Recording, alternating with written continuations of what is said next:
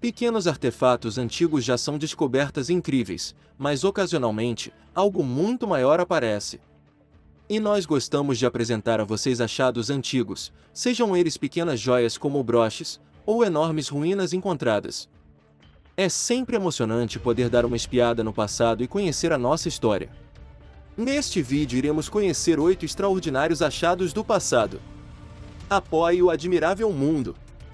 Deixe o seu like e se inscreva no canal. Número 8.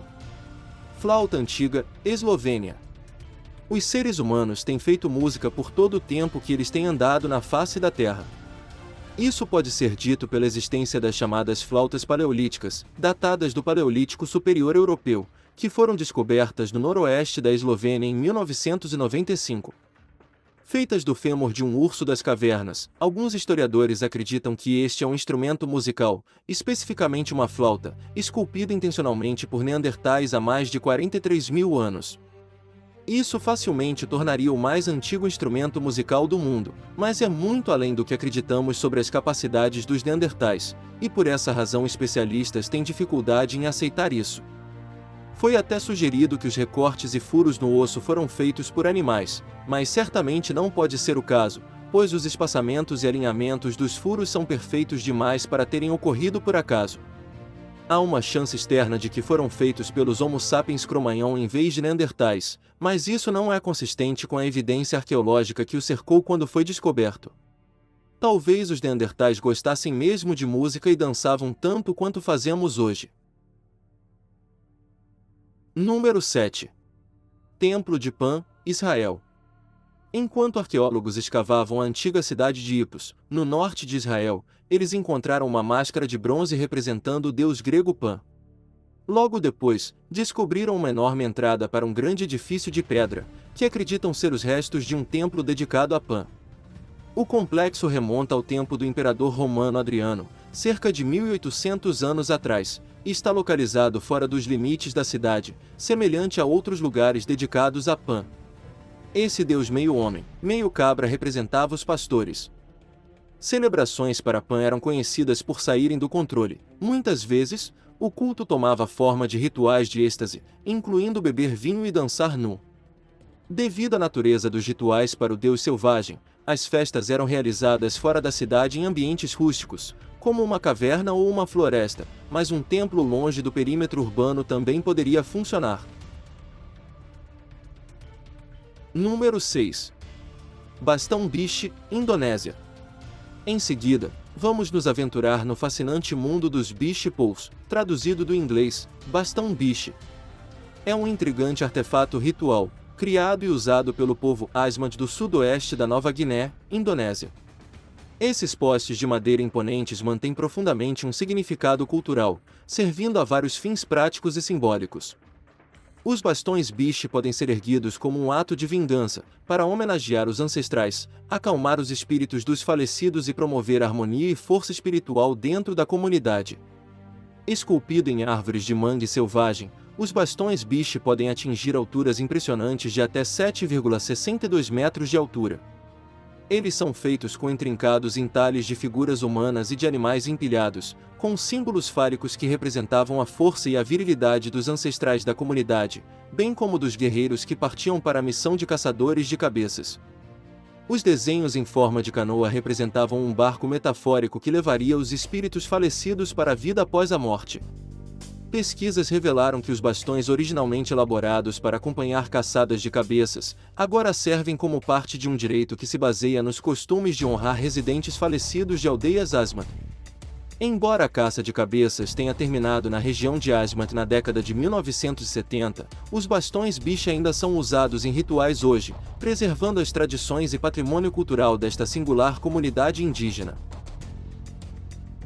Número 5. Bonecas chinesas, China. As bonecas chinesas, também conhecidas como bonecas de diagnóstico, ou senhoras médicas, eram usadas na China e em outras partes da Ásia como ferramentas de diagnóstico por vários séculos. Em um certo momento do século XV, durante a dinastia Ming, essas pequenas esculturas de figuras de mulheres tinham significado cultural e foram usadas até a década de 1950. Devido à modéstia cultural, As mulheres não podiam gesticular ou descrever seus corpos diretamente a um médico homem, então eles usaram essas bonecas para indicar problemas aos médicos. As bonecas representavam mulheres nuas, posicionadas para fácil identificação de partes do corpo, feitas de marfim ou jade, que eram frequentemente acompanhadas de um sofá ou com um objeto como uma base de cama. Algumas bonecas tinham pequenos pés pontiagudos, representando a prática dos pés de chinesas. As bonecas variavam de tamanho, entre alguns centímetros, e incluíam intrincados detalhes como bijuterias, leques e até cabelo colorido. Durante as consultas médicas, as mulheres interagiam com as bonecas por trás de telas de bambu, estendendo as mãos por trás da tela para mostrar com a boneca suas possíveis complicações pessoais de saúde. Enquanto comumente propriedade de médicos, indivíduos ricos ocasionalmente encomendavam bonecas personalizadas, e alguns até enviavam servos como modelos para eles se basearem. Número 4. Tapete de Ardebil, Europa. O tapete de Ardebil, o mais antigo e um dos maiores que existe, não é um tapete, são dois. Atualmente ele se encontra em exposição no Museu Victoria e Albert em Londres, na Inglaterra. Originalmente, o tapete foi feito no século XVI em conjunto com um segundo tapete, especialmente para um santuário que foi promovido a um importante centro de peregrinação no reinado do Shah Tahmasp durante a dinastia Safávida no Irã. No entanto, acredita-se que os dois tapetes foram danificados em um terremoto no santuário, e que ele foi então reconstruído no século XIX, e parece que seções desses tapetes menores foram usados para ajudar a reconstruir o grande em sua forma e tamanho atuais. Os tapetes originais mediam 10,5 por 5,3 metros, feitos de lã e seda, e foram confeccionados por mais de 10 tecelões trabalhando ao mesmo tempo. Ambos ostentavam uma inscrição do tecelão, que permaneceu. Nesta inscrição lê-se: "Não tenho qualquer refúgio no mundo, que não seja a vossa soleira. Não existe qualquer outra proteção para minha cabeça, que não seja esta porta." A terceira linha é uma assinatura, que diz: "O trabalho do escravo na entrada da casa de Makud Kashan, no ano 946. Convertendo esta data para o calendário cristão, mostra que o tapete foi tecido em torno dos anos 1539 e 1540 durante o reinado do Shah Tahmasp I, um dos grandes patronos da tecelagem de tapetes.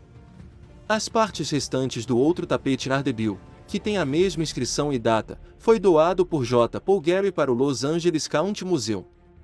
O estilo de ambos os tapetes é típico de Tabriz, com medalhões em seus desenhos centrais que são rodeados por um anel de formas ovais pontudas, com a figura de uma lâmpada pendendo de cada extremidade. Ele foi projetado para refletir a aparência dos jardins persas, considerados símbolos do paraíso pelos muçulmanos. Número 3. Dunstable Swan, Europa. Nossa próxima descoberta é uma joia, a encantadora Dunstable Swan, um extraordinário broche feito na Inglaterra ou na França, por volta do ano 1400. Esta peça requintada reside agora no prestigioso Museu Britânico. O broche foi encontrado pela primeira vez no convento de Dunstable, em Bedfordshire, em 1965, e acredita-se que tenha sido um distintivo de libré, dado por uma figura importante a seus apoiadores. O candidato mais provável era o futuro Henrique V da Inglaterra, que era príncipe de Gales desde 1399. O broche de ouro é envolvido em um esmalte branco opaco no estilo em ronde-pois. Ele tem 3,17 cm de altura e 2,54 cm de largura, e foi feito no formato de um cisne. Suas características delicadas incluem uma coroa real de ouro, com 6 pontas em flor de lis. Há uma corrente de ouro terminando em um anel preso à coroa, e o cisne tem um alfinete prendedor no lado direito para prender o broche na roupa ou no chapéu. Vestígios de esmalte rosa ou vermelho ainda podem ser vistos nas costas do cisne. A joia Dunstable Swan é uma rara sobrevivente, representando a opulência de distintivos de libré usados por pessoas próximas, associados a indivíduos poderosos. Com seu rico significado histórico e conexão com as lendas da Noite dos Cisnes e a Casa de Lancaster, este notável artefato oferece um vislumbre cativante do mundo da heráldica medieval e dos luxuosos adornos da aristocracia. Número 2. Sonpantry, Cidade do México. Uma descoberta macabra foi feita atrás de uma catedral da era colonial na Cidade do México, um tsompantli, ou altar de crânios, uma estrutura de madeira maciça que teria servido para chocar e aterrorizar quem chegasse na então capital asteca. Construído entre 1485 e 1502, o altar possuía 35 metros de altura e 12 metros de largura. Era uma visão imponente, com certeza, com suas centenas de crânios, muitos dos quais haviam sido obtidos por meio de sacrifício humano. Aliás, os crânios não pertenciam a pessoas comuns, eram de guerreiros inimigos que foram capturados e decapitados. O altar era simbólico de duas características importantes dos astecas: guerra e espiritualismo. Número 1. Círculos neandertais, França.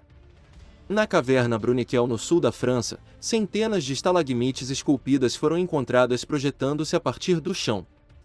O local foi originalmente descoberto em 1990, mas só pôde ser estudado em 2013. Os pesquisadores examinaram os círculos misteriosos construídos a partir das estalagmites, e há evidência de que eles foram alterados e usados por homens primitivos para gerar calor e iluminação, e para cozinhar. Acreditava-se que os círculos tinham sido construídos cerca de 40 mil anos atrás, mas a datação por carbono indicou que as estruturas tinham surpreendentes 165 mil anos de idade. A única espécie na área naquele momento era os neandertais, que antes pensávamos serem brutais e pouco inteligentes. As 400 estruturas de estalagmite contam uma história diferente. Os neandertais aparentemente possuíam conhecimento e astúcia para criar tais construções elaboradas. Hoje viajamos pelo nosso admirável mundo em busca de 8 extraordinários achados do passado. Qual deles você mais gostou? Conta para a gente nos comentários.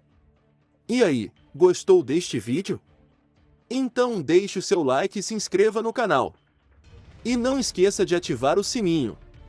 Até a próxima!